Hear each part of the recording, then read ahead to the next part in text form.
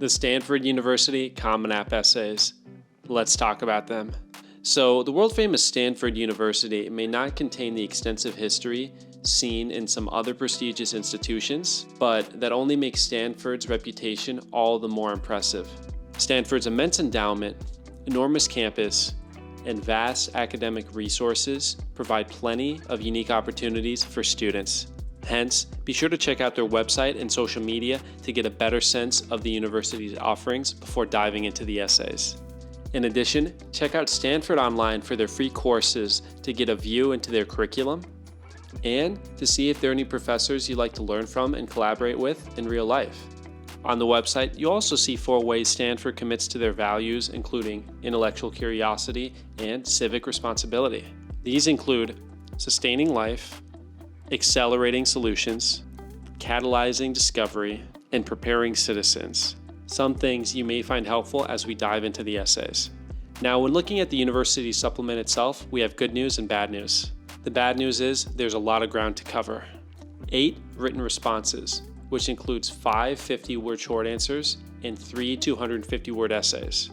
The good news is this gives you more space to stand out among the competition, which is fierce under Stanford's 4% acceptance rate. So, let's jump right into the essays. The first short answer prompt requires you to promote awareness of a significant issue you think society faces today. This issue can be related to your academic interest to showcase another reason why you hope to study the subject, but it doesn't have to be. Rather, I'd encourage you to focus more on details when approaching these types of questions. You don't want to mention a broad issue like, say, the prevalence of generative AI. Dive deeper, for instance, into the potential abuses of generative AI creation and the unclear ethics of materials used to train AI models. You can also use any additional space to discuss efforts you've made in pursuit of addressing this problem, or any ideas you may have for prospective solutions in the future. Now, for the summer prompt, there are 2 strategies I suggest you consider. First off, you can examine your activity list and elaborate on 1 or 2 items that you haven't elaborated on in your other essays. That can include a summer program like Stanford Humanities Institute, or you could go beyond your activity list and talk about something beyond those formal examples. For instance, any activities pertaining to your family, friends, or other hobbies or ventures you've done. Since the word count is tight, it's important that you write in short phrases with active verbs instead of long, flowery language. But details are still important. So let's say you took a trip to visit some family and went fishing. Then detail where you went. What were you fishing? How many fish did you catch? What was the biggest? How long were you out there? By giving such details, you're not only making the story unique, you're also providing a chance to showcase different values. For instance, detailing the type of fish you caught could showcase your personality. Showing how long you've been out there displays patience, and so on. So even though you have limited space, you could still show a lot here. For this historical moment prompt, there are 2 details you need to watch out for. One involves the term historical moment, and the other is could have witnessed, which means something that happened that you wish you could have seen with your own eyes. So, what historical moment or event comes to mind? Could you write on your own birth? Well, technically yes, but you probably don't want to come across as too self-aggrandizing. It's important that you consider which values you like to demonstrate to admissions. On the other hand, you could also write about some events that are well known, such as the moon landing. But so could many candidates. Thus, to stand out, you may need to give some more thoughts on the reasons behind choosing the event of your choice. Academic interest could be a great reason. Let's say you're interested in astrophysics. Well, talking about the Viking landings in 1976, when our aircraft first touched down on Mars, could be a way to get that across without going the common moon landing route. You can also connect this to opportunities at Stanford. In this case, to the Kavli Institute for Particle Astrophysics and Cosmology. If you pick a lesser-known event instead, that's okay. It may even be easier to make it unique to you. Just be sure to spend a few words explaining what that event was on top of your reasoning for choosing it. Next, this prompt is basically an activity essay, which could give you a chance to dive into another experience, similar to the choice above. However, it also gives you a chance to talk about your family responsibilities. So the range of topics you could choose from is very wide.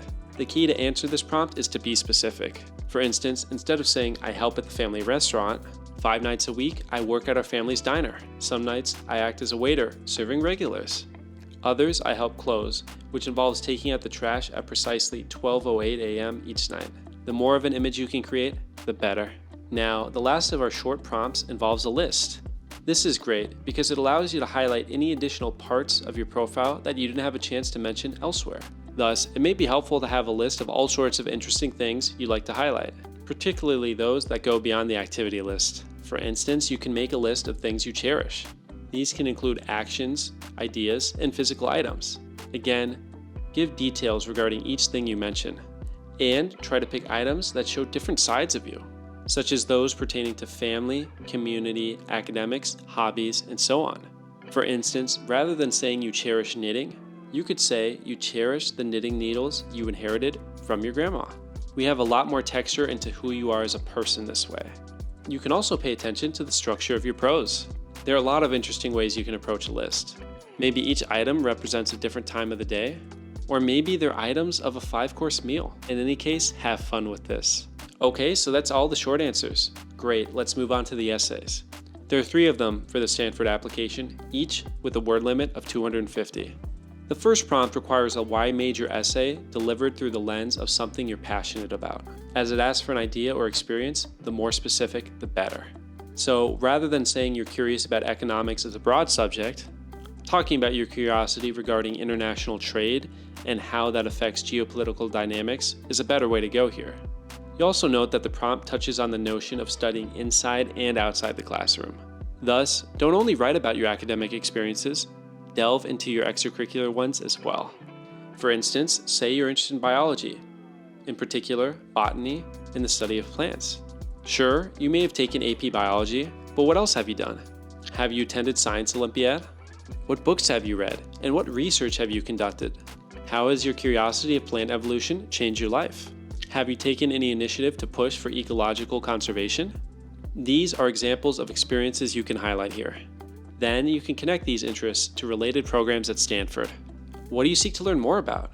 Cite the courses, clubs, professors, and research opportunities at Stanford that will allow you to do so.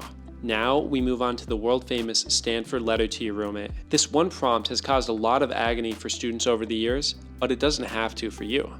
The first thing I'd encourage you to do is to think about this essay as a spot to include other aspects of your profile not mentioned in other essays.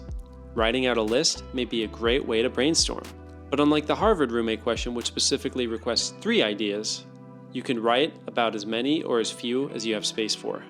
Overall, the key to this question is to not only demonstrate a new side of you, but to also showcase some character. You can do this by writing in a natural voice, distinctive from the formal tone you use in essays. Or maybe you wish to engage with your roommate, such as by inviting them to participate in your future life at Stanford. Say you're an animal aficionado. You've adopted several pets and volunteered at an animal shelter. You can share how you'd love to bring this passion to a similar organization at Stanford and invite your roommate to participate. Regardless of what you discuss here, be specific. If you love dogs, talk about how many you've raised or care for. What kinds of breeds? Your roommate may not get a chance to read this, but the admissions officers will. So it's up to you to be as detailed as possible to paint a picture of your voice and your interests. What values and perspectives will the experiences you discuss in the letter bring to Stanford? Make sure that the admissions committee knows. For the last prompt, we have an identity essay. Of course, that could take the form of a community essay, if you'd like to talk about a student organization or affinity group in which you've been involved. But it doesn't have to. Rather, there are 2 major points that you want to touch upon in this essay. First is your uniqueness. You could start with a hook, detailing some unique aspects of your life, interests, or personality. You could show that uniqueness with some vivid scenes, such as in the example of moving homes. But moving itself is a rather common theme. So how can you stand out when talking about this? First, include details. You could talk about the locations of the homes you've been in and the challenges you faced when you moved neighborhoods. More importantly, what have you done during the process? Did you go out of your way to make new friends? Did you help with moving, deciding what to keep and what to throw away? Have you learned any new skills from the experience? Then, connect those same experiences or lessons learned to Stanford. Talk about how you'll bring similar efforts to Stanford, or take the same attitude in Stanford activities. For instance, in the above example of learning to adapt to new groups or communities after moving, you can consider Stanford student organizations built upon similar communities. Specificity is key here. Cite the mission statements of these groups and state how your previous experiences will serve them. And that's about it. When you break the essays down like this, you'll find that they're not so bad. Take advantage of the open-endedness of these prompts to cover aspects of your profile that are non-repeated. And make sure that your essay is unique to you. After all, it should be something that any of your close friends or family would be able to identify, even without your name on it. That is what makes the essay memorable and increases your chances of admission. If you like this content, then please be sure to like and subscribe to stay up to date with everything else I have coming out, which you may find helpful as you send out your applications.